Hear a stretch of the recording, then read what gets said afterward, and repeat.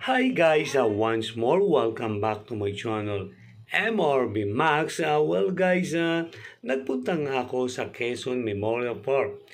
At ang akala ko noong una isang ordinaryong lugar lamang na hindi masyadong maganda. Ngunit nung nasa loob ako, doon ko lamang nakita ang kagandahan ng lugar.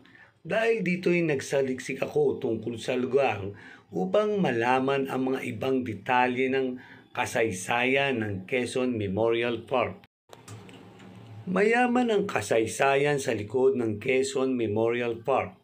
Wala sa orihinal na plano na sa lugar na ito itatayo ang Quezon Memorial Park.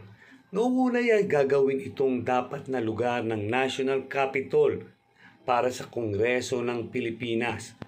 Ang lugar na iyon ay dati ring parte ng National Government Center, kung saan ay napapaloob din dapat ng 3 sangay ng gobyerno.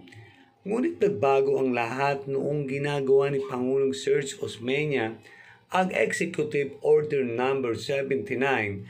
Sa katibayan nito, nabuo ang Quezon Memorial Park Committee.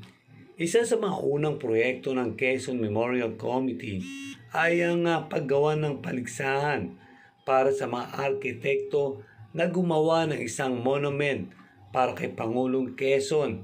Ang paligsahang ito ay napanalunan ni Fidencio Illustre. Nagsimula ang construction noong 1952 at sa ika-1 ng Agosto 1979, ito'y natapos at dito na linibing si Pangulong Quezon sa museo. At tara guys, at samahan nyo kong mag-ikot at maglakad dito.